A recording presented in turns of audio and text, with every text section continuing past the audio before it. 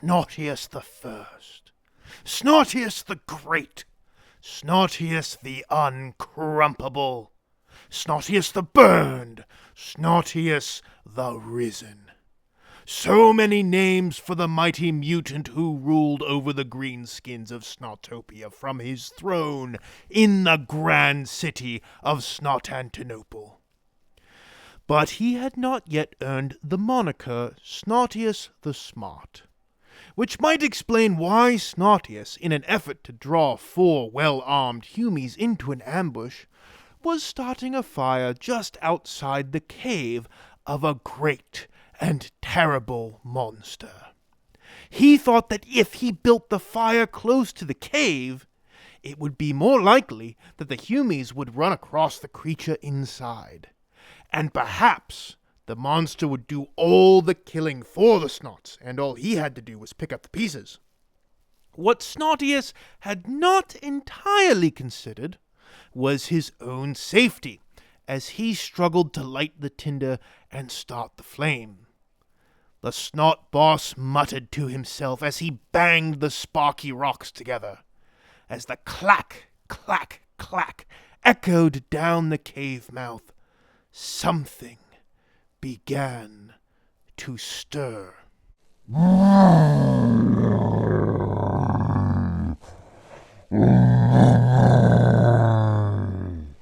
Snortius could hear the scraping claws as the creature awoke from its slumber, and the mutant Snotling could tell that this creature was absolutely not pleased with him, not one little bit. He hurried, banged the sparky rocks together harder and faster, trying to get the tinder to light. He had some smoke. All he needed to do was fan it a little bit, blow on it. There! He got it! It was at this point that the enormous creature shambled out of the mouth of the cave. It was covered in thick fur, and it seemed to move sometimes on 4 legs, and sometimes on 2. At the moment it stood at the entrance of the cave, raising itself to its full height, and towered over Snortius. It was 4 times the height of a grot, twice the size of a Humie. It had huge curved claws that hung at its side. There were huge tusks that jutted out from its jaws as it roared once more and sprinted from the cave towards Snortius with a loping, galloping stride. And Snortius, the mighty boss of Snotopia, screamed in utter panic and started running to the forest edge as fast as he could, with the great beast right behind him. The other Snotlings panicked and scattered to the trees, running in all directions, trying to find places to hide. The great beast focused solely on Snortius. The ruler of Snotantinople pumped his little arms and legs as fast as he could, but the great beast, with its long limbs, quickly caught up to him and swung its huge paw at the mutant Snotling.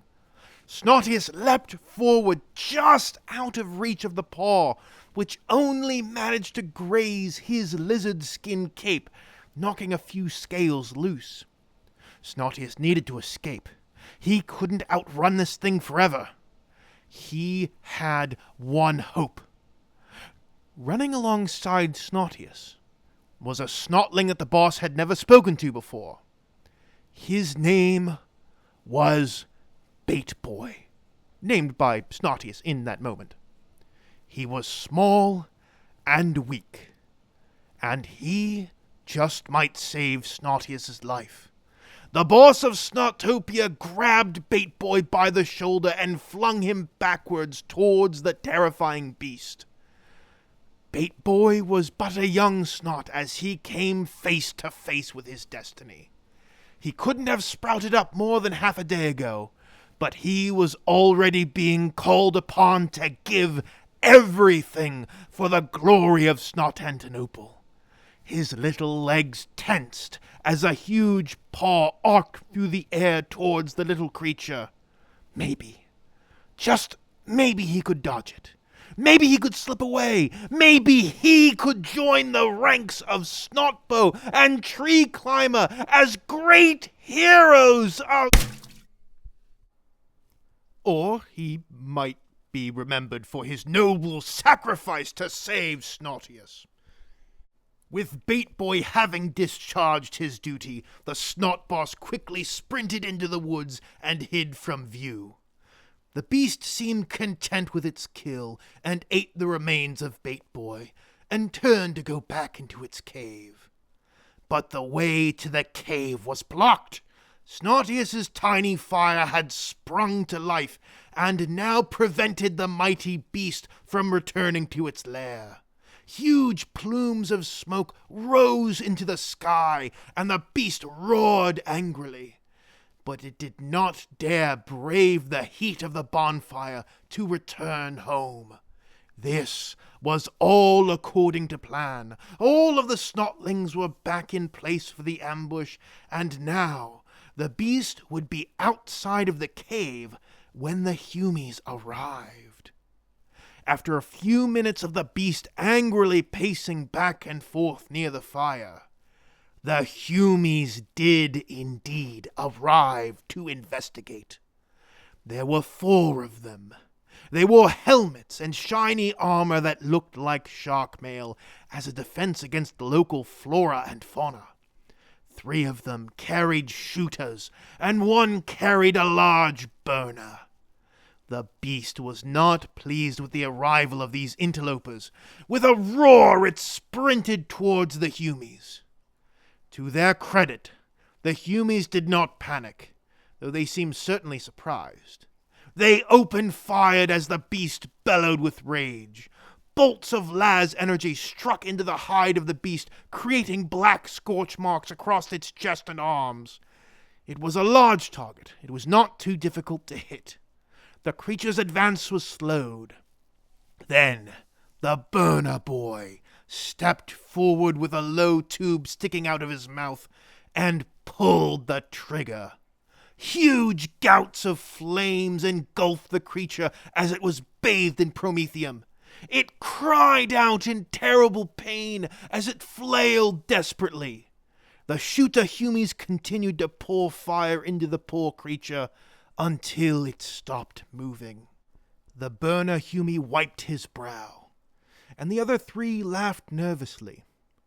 But they seemed relieved, and shared a word or two as they approached the body of the beast. But then... Wah!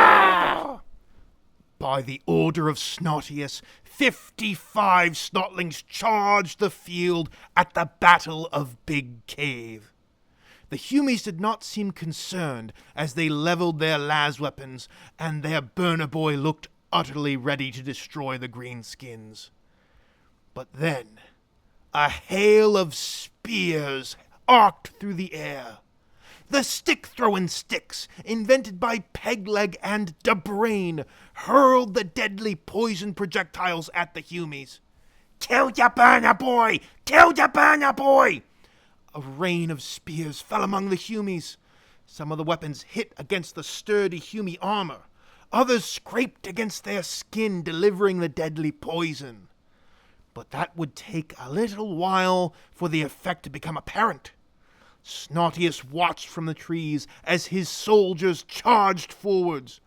The burner boy leveled his burny tube at the Snotlings, when suddenly a spear struck him directly in the throat, and he was impaled. The Humie gurgled for a moment before tumbling backwards, blood pooling beneath him. Snotius looked over to see Debrain, with lots of squiggly drawings, numbers, and arrows drawn on a tree. "Apologies. I would have thrown sooner, but I just had to adjust for the change in wind resistance." Snotius was about to cheer in victory when the Humies opened fire, full automatic, into the swarm of brave Snotlings.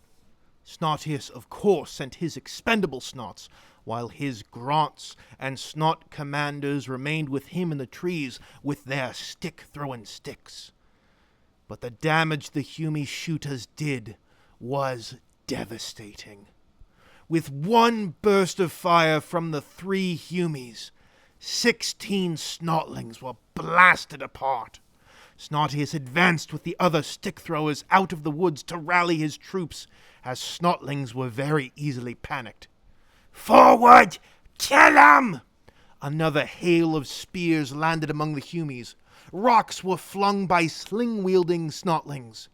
More wounds appeared from the spears. One Humie was struck with multiple spears, causing serious damage to his armor. Snotius threw his own spear and skewered that Humie through the tear in his shark mail, and he was down as well. Now wounded and starting to panic themselves, the Humies opened fire again. More Snotlings were killed, though fewer than the last time, and the Snotlings were beginning to swarm around the feet of the Humies. The eyes of the Humies grew wide as the tiny knife and pokey stick wielding Snotlings gathered around them, slashing and stabbing at them. Las blasts, bayonet stabs, and boot kicks tried to keep the Snotlings away, but as the poison coursed through their veins, the Humies became sluggish, and there were too many of the greenskins, and the Snotlings could smell the blood in the proverbial water. Snotius grinned as the last 2 remaining Humies were swallowed up by a sea of stabbing, slashing, biting Snotlings. In the end, Snotius was victorious at the Battle of Big Cave, though it was at the cost of the lives of many Snotlings. 30 Snotlings were sent to Gork and Mork that day.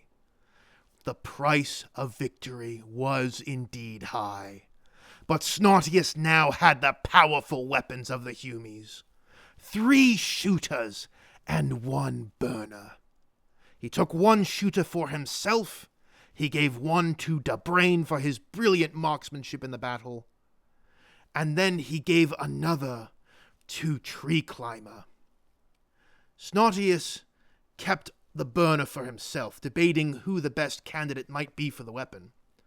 Snotbow was a sneaky sort, and he didn't really seem much like a burner boy or a shooter boy. Snotius would need to find something proper for him. But these were considerations for another day. Now it was time to return to Snotantinople and celebrate the greatest victory in the history of all of Snotopia. Hail Snotius, the first of his name! No man do they call me. My mother and my father, and all my comrades as well. Thank you all for listening to the latest episode of Growing the Tribe.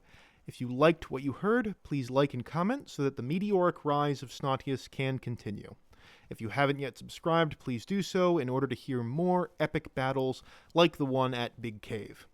If you would like to support me, you can do so by clicking on the links below to my PayPal or my Patreon, whichever you prefer. And if you have absolutely no idea what's going on, you can watch the story from the beginning by clicking on the playlist, which should be appearing on screen right now. Thanks once again. No Man out.